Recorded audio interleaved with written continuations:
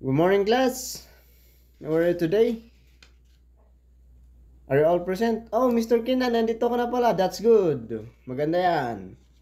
Okay, so before we start, let's check first your attendance. Okay, so as I call your name, say present. Okay, so Mr. Boyao,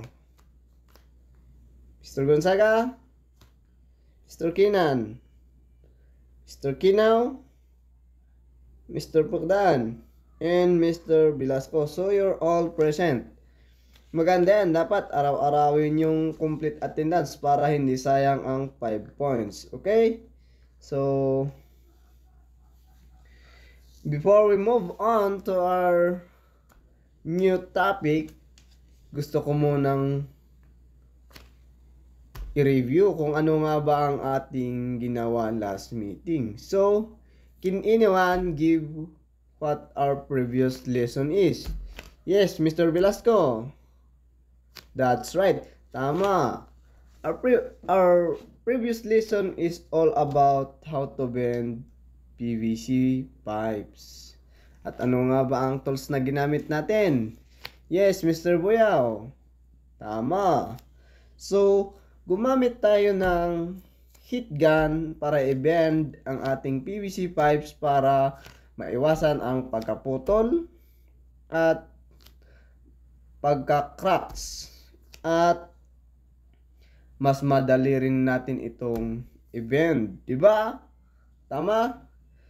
And sa activity na yon ay ang tataas ng grado nyo. So, proud of you kasi nakita ko na nag-cooperate kayong lahat at ginawa nyo ang inyong makakaya. Okay, so since na tapos na tayo sa pagbend ng pipes ay mag-i-start naman tayo sa ating new topic. But before I introduce our new lesson, gusto ko muna kayong tanungin kung ano-ano nga bang mga electrical tools at materials na nakita nyo sa inyong mga tahanan. So, okay, so magbigay ng isa. Start to you, Mr. Boyao. Yes? Oh, pliers, tama. Mr. Gonzaga. Oh, hakso, tama. Mr. Kinan. Ano yan? Measuring tape, tama. Ano naman ang nakita nyong mga materyales? Yes, Mr. Kinao. Hangers, okay. Mr. Pagdaan. Okay, PVC. Ikaw naman, Mr. Velasco. Yes? Okay, that's right. Tama, hammer drill. So, lahat ng sinabi nyo ay mga example ng mga electrical tools in materials. So, ang mga sinabi nyo ay ito ang mga ating tatalakayin ngayon. At mas tatalakayin pa natin ang mga iba pang gamit natin sa pag-install ng electrical circuit. Okay, so let me introduce to you our next lesson. This is the different electrical tools and materials needed for installing electrical circuit using rigid non-metallic conduit. Remember, rigid non-metallic conduit. So, ibig sabihin ito ay hindi metal, kundi ito ay sinasabi nating PVC pipes. Okay, so sa lesson na ito ay ma-identify ninyo ang mga iba't ibang electrical tools and materials na kailangan natin sa pag-install ng ating electrical circuits gamit ang PVC. Okay, so let's start. Ang pinakauna nating tools ay ang PPE o ang ating personal protective equipment. So, ano nga ba ang gamit ng ating PPE? Yes, Mr. Kinan. Tama. Ito ay nagpo-provide sa atin ng safety kung tayo ay nagtatrabaho. This includes our gloves, goggles, helmet, and safety shoes. Okay, so let me share my experience kung bakit natin kailangan gumamit ng ating PPE. So, may experience ako noon na nagko-connect ako ng live wires. Napuputol kasi yun kasi naglo-lost connection, kaya kailangan ko siyang i-splice ulit. Pero walang proper tools. Dahil sa akin matigas ang aking ulo ay hindi ako gumamit ng PPE o ang gloves. Kaya nung ini-splice ko binibend ko na ang electrical wire ay na-electric shock ako. So, yun. Pwede itong nag-cause ng injury sa akin. Buti na lang hindi masyadong nadikit yung kamay ko at hindi masyado akong na-electric shock. Okay, so yun ay ang halimbawa ng kung bakit natin kailangang gumamit ng PPE. So, always be reminded na before doing an activity work ay dapat tayong gumamit ng PPE. Okay? So, next naman ay ang PVC cutter at hacksaw. Pwede rin yun. So, ano nga ba ang PVC cutter? Yes, Mr. Gonzaga. Tama. Ito ay gamit natin para i-cut ang ating mga PVC pipes.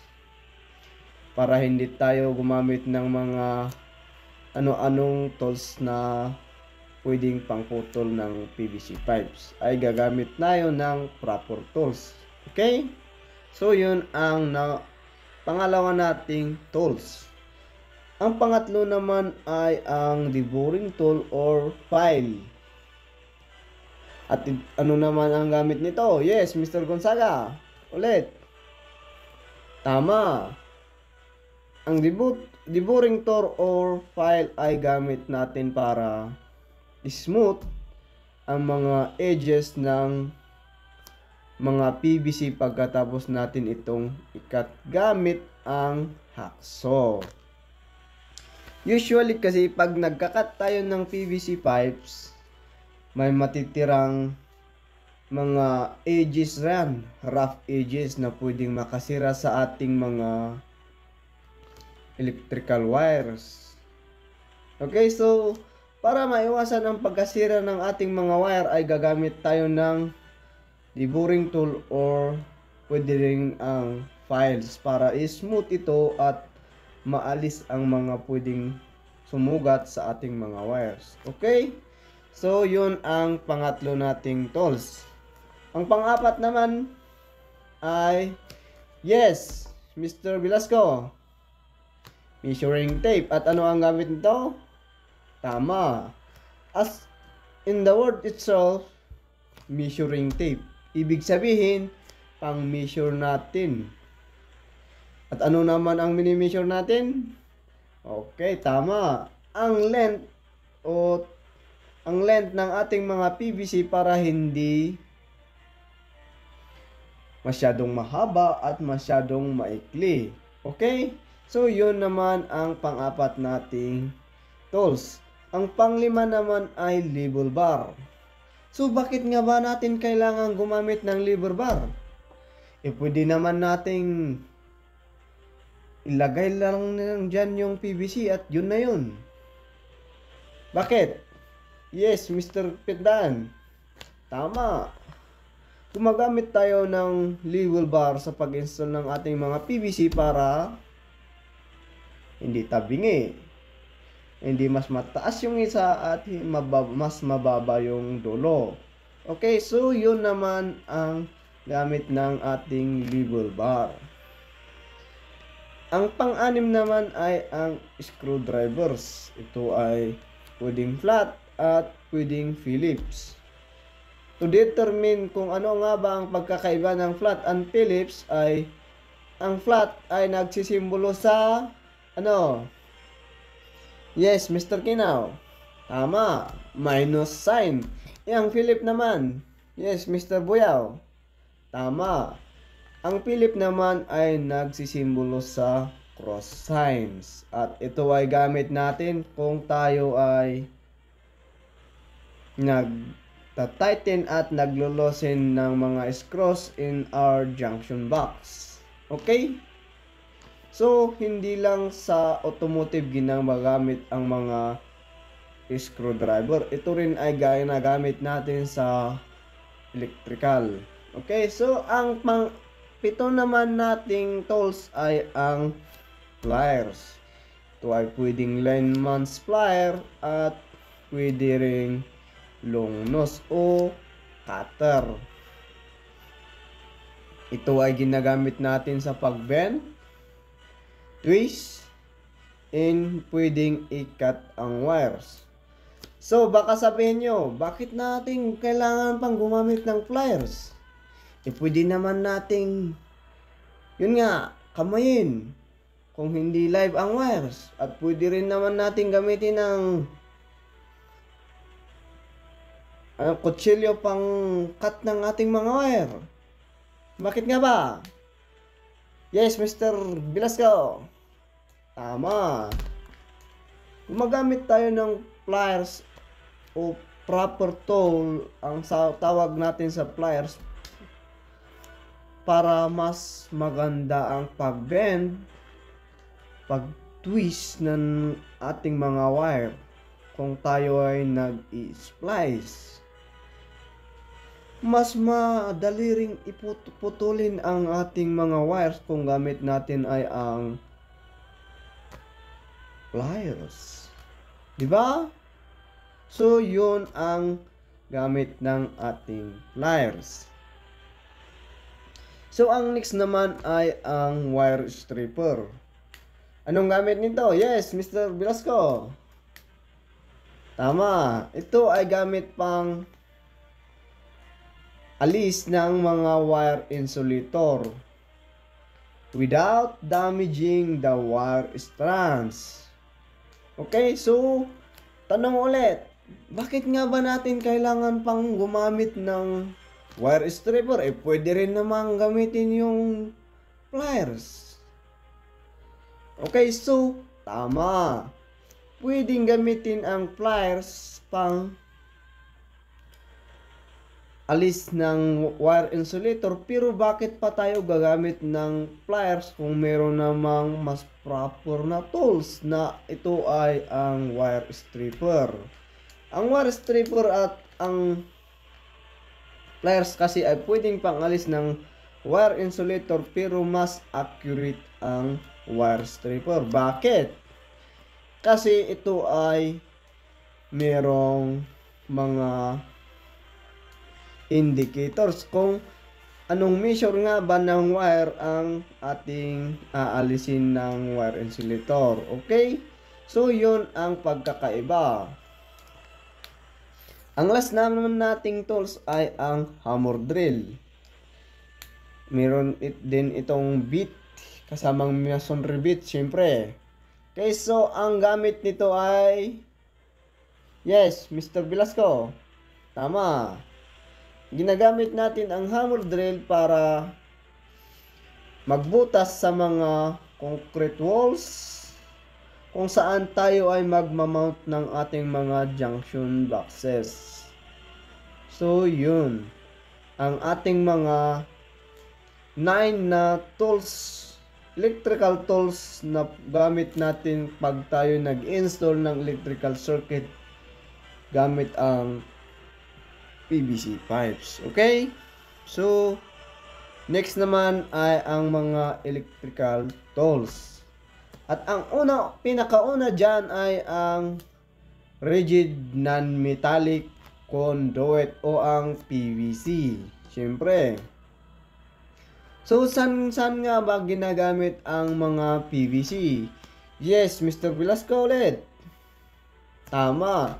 Ito rin ay ginagamit sa upang daanan ng tubig papuntang source papunta sa ating mga bahay. Meron ba? Yes, Mr. Kinan. Tama. Ginagamit natin itong mga electricians upang daanan ng ating mga wires, 'di ba? Bakit naman natin kailangan pang gumamit ng mga PVC pipes? Pwede namang hindi na. Good question. Kailangan nating gumamit ng PVC pipes pang protekta sa ating mga wires. Bakit kamo? Kasi pag nagbubuhos tayo sa isang floor plan ng isang bahay, bago tayo magbuhos ay nag-install tayo ng mga electricals. At para hindi madaganan ng mga buhos ang ating mga wires ay gagamit tayo ng PVC pipes na daanan ng ating mga wires. So, yun ang gamit ng PVC sa electrical circuit. Okay, so yun ang una nating materials.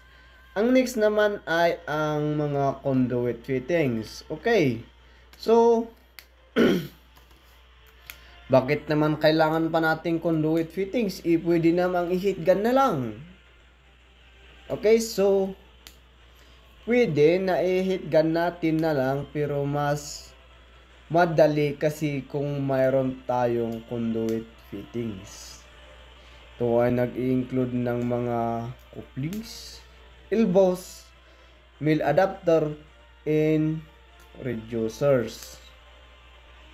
So, yun ang mga conduit fittings. Next naman ay ang ating mga boxes and enclosures. Siyempre, nakikita nyo rin yan. Ang mga junction boxes, utility boxes, and switch boxes. Pati rin yung mga panel boxes natin. Kasali rin yun. So, ano nga ba ang makikita natin sa mga boxes na ito? Yes, Mr. Gonzaga. Tama. Makikita natin sa mga boxes natin o junction boxes natin ang mga power source, ang ating utility boxes o ang outlets at switch boxes. So yun naman ang pang-tatlo nating materials. Ang next naman ay ang covers and faceplates nito. Siyempre, kung may junction boxes natin tayo, kailangan may covers ito. Bakit? Para hindi nakikita ang mga wires sa loob ng ating mga junction boxes. Siyempre, kung ang switch box ay mayroong switch pero walang cover, edi mas masagwang tingnan, di ba? So, mas magandang may covers ito. So, yun naman ang pang-apat nating materials. Next naman ay ang ating conductor wires.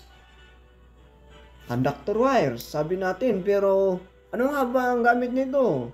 Yes, Mr. Velasco? Tama. Ang conductor wires ay ginagamit para i-carry ang electric current from the power source to the switch and going to the bulb. Okay, so in short, ito ay daanan ng electric current. Diba? So, kung walang conductor wires, walang dadaanan ng kuryente papunta sa ating mga bulbs. Okay, so yun ang panglima nating materials. Ang next naman ay ang conduit supports and fasteners na ito ay nakasali dito ang sabi nyong hangers. So, Ulit, tanong. Bakit nga ba natin kailangan pa ng conduit supports and fasteners? Pwede naman nating pakpak lang dyan yung ating mga PVC. Pwede na yun.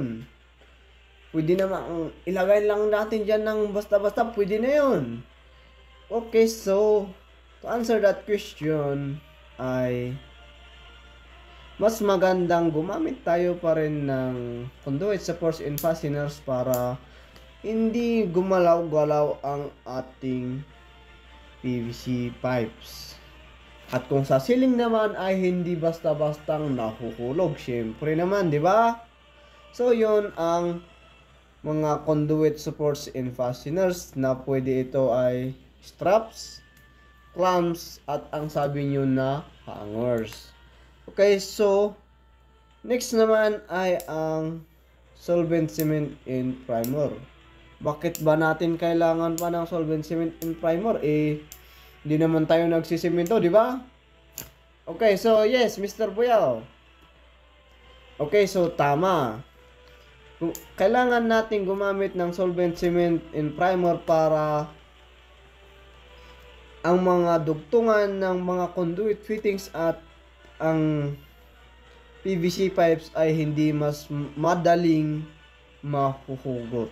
Okay, so yun ang gamit ng ating solvent cement. Ang next naman ay ang grounding conductors and fittings. Ito ay nagpo-provide ng safe path for fault current. It can be bare or grain, wire, clamps, and lugs. So makikita natin sa ating screen ay ang lugs, kung saan ay pinapasok natin ang dulo ng ating mga wires at ito ay iniipit gamit ang ating mga pliers at doon ay mas madali na nating i-screw sa ating mga outlets o kung sa ating mga power source. Okay, so yun ang grounding conductors and fittings. Ang panghuli naman ay labels and markers. So, tanong ulit. Bakit ba natin kailangan pang gumamit ng label and markers? Pwede namang color coding lang na lang natin. Okay, so to answer that is mas tama naman na pwede nating i-color coding pero mas maganda pa rin na lagyan natin ng markers para mas madali nating i-identify kung saan nga ba papunta ang isang wire. Alangan naman kasing sa haba ng wire ititester mo pa yan kung saan papunta ma-splicing yan, di mo madaling makita ang dulo niyan. Kaya doon pumapasok ang importansya ng ating labels and markers. Ito ay pwedeng color tape at pwede ring printed labels. So yon ang mga 9 different materials at 9 different electrical tools na kailangan natin sa pag-install ng ilang electrical circuit kung gagamit tayo ng PVC pipes. Okay, so let's have a question and answer para makita natin kung talagang nakikinig ba kayo sa ating mga diniscuss at kung talagang naintindihan nyo ang ating previously lesson that we discussed. Diba? Okay, so first, mag-start tayo. Mr. Boyaw, magbigay ng isang materials. Okay, so tama. Solvent cement. Tama. Okay, so Mr. Gonzaga naman, ikaw naman. Magbigay ka naman ng tools. Ano yan? Hammer drill. Tama. Sir Kinaw, ikaw naman. Materials naman. Tama. PVC. Yun, tama. Mr. Kinaw, tools naman. Magbigay ng kahit isa. Measuring tape, tama. Mr. Pagdan, materials.